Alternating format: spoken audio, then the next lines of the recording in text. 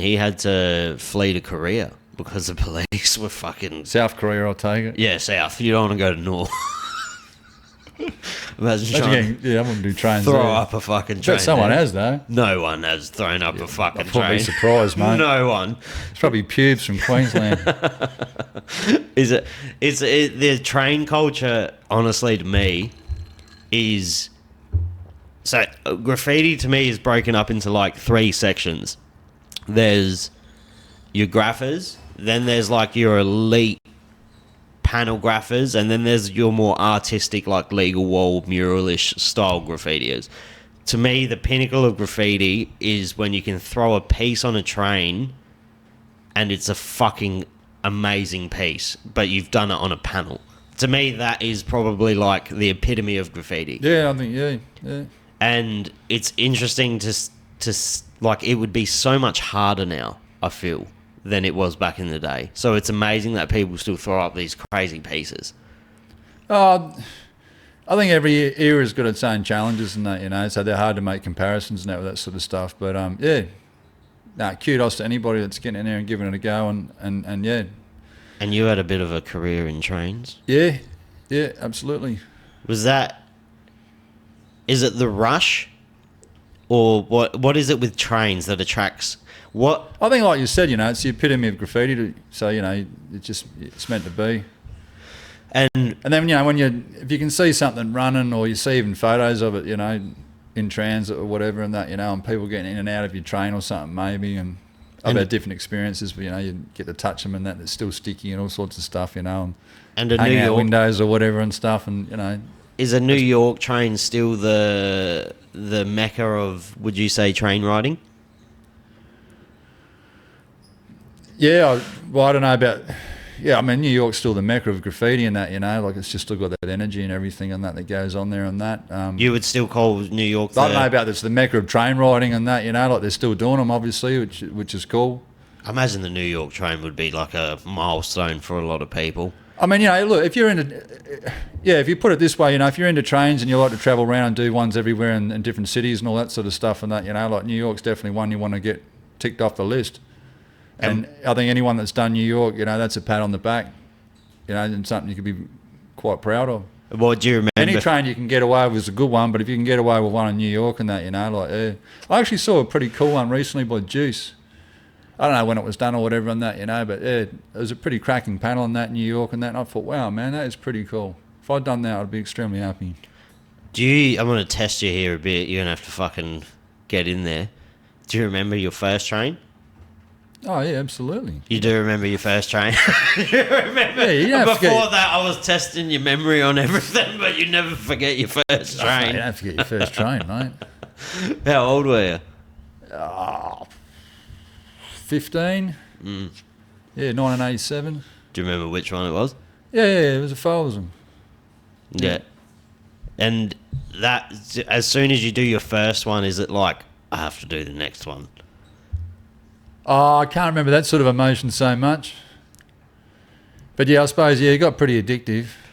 You know, I remember like you didn't want to do walls, like, you know, if you could keep doing trains all the time and that, yeah, absolutely.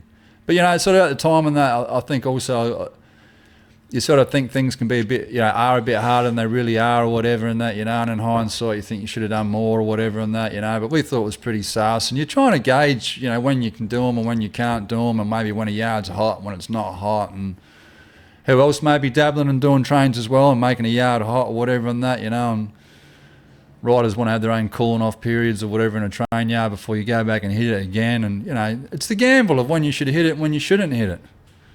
You know, so we were playing that game as well in that, you know. But, yeah, we went as often as we could. It seemed to be pretty often. We didn't do too badly. Yeah, I probably did about 15 or something or other in the end and that, you know. It was 15? Pretty cool, yeah. A couple of top to bottoms, did the first whole car on that with Plea. So, yeah, things like that was pretty cool. Yeah, no, they were good milestones and that. Do you have a train, like a mission in your mind that will stick with you forever?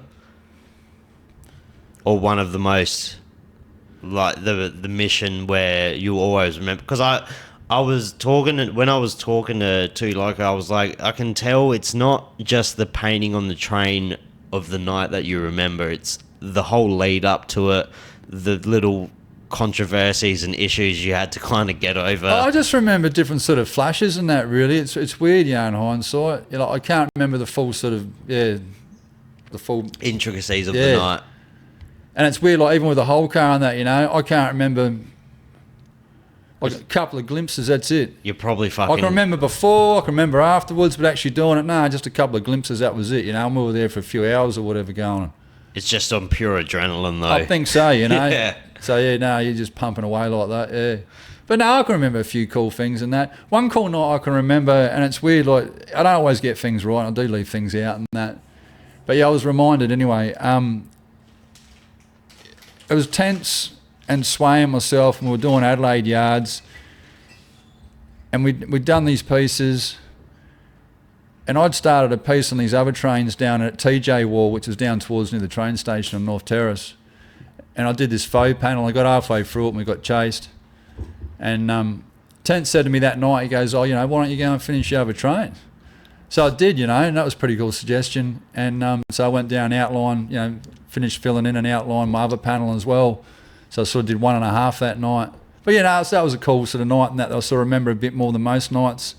And I can remember sort of even when we did the first trains in the main yard part of it, and that there was sort of, and this wasn't common, I suppose, there was sort of 2 rails in between the carriage we painted and the carriage behind us. So you could sort of step back in the yellow light and everything and that and see what was going on a little bit more than usual. Most of the times we did the outside row. So it was sort of in this shadow, so this one again was on the opposite side of the train and that, with the lights on us and that, so it was pretty cool and that, and again you could see what was going on. But yeah, again, I get different flashes of yards and that, and I can remember sort of sticking my head up over the train and that, and you got your feet on the ridges of a couple of super train panels or whatever and that, and I'm quite tall and that, so... I was going to say it'd be a lot easier for you to fucking paint a train than me. It's like your own little playground and that, and you feel like you're the king of the world and that. Another night I remember we were with Sim.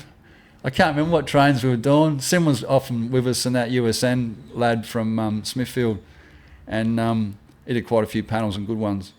And it was a real joke. He grabbed this fire extinguisher and just let it off, and he's doing like a wormy down the side of this red hen as we're leaving this yard. And it's, whatever, the big white bloody fire extinguisher smoky routine and that going on and that. And it looks like the joint's on bloody fire, mate. We're going, let's get the hell out of here, man. And he's just laughing his ass off. And anyone that knew him and that, or knows him and that, anyone that knows him would, know that he's a real character and that with a big smile on his face and that, would know what was going on. Sorry, mate. No, you're all good. But fuck, I forgot what I was going to say there. When you're doing the piece and stuff, is the chase when something goes wrong just as fun when you're younger? No, I wouldn't say fun, mate. But afterwards, like when it doesn't go wrong and you get away.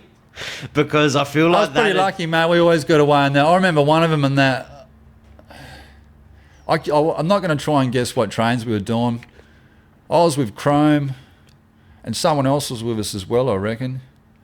And we jumped the fence from the yard in Adelaide Yards towards the River Torrens.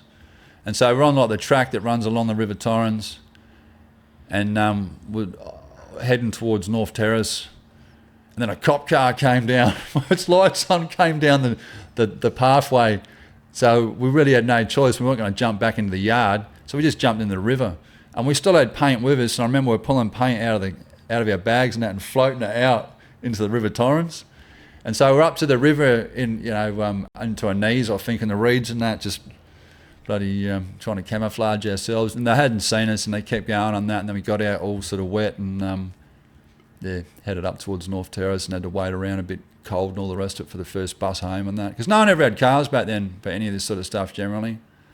Never had cars. So it was always catch the last train out or whatever and that, sleep out there, find some sort of mission on the way back or whatever and that, and wait for some sort of first light public transport, whether it's the first train back from the yard or whatever, or first bus out of the city. So yeah, It would have been a fucking crazy. It would have been a crazy, crazy time doing graffiti. It's just a lot of commitment, you know, like, and that's what we had. You know, we just lived the whole life, like every moment, every day. No one worked, and I was thinking about that the other day as well. It's just funny how the world turns and that, you know, like Tense was probably the only person I knew back then, and that in the early days, like '87, and that had a job. Everyone else was on the dole and that, you know, and we were just running amok.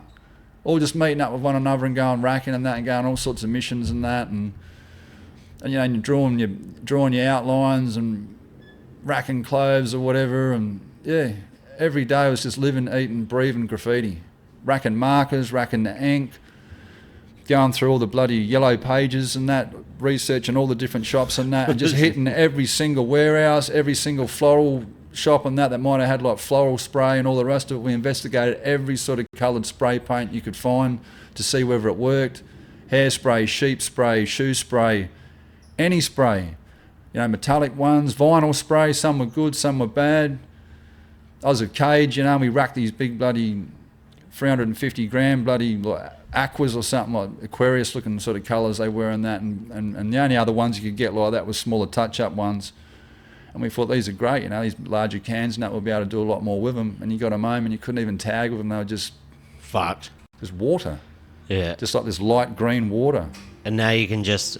But yeah, it was all, trial and error with all that sort of stuff, you know, you just try all of it and that, you know. That's why when I say pioneer, to me a pioneer is someone that had to go through all of that shit, because now you can just fucking press a button on your phone and get 24 cans of the nonsense.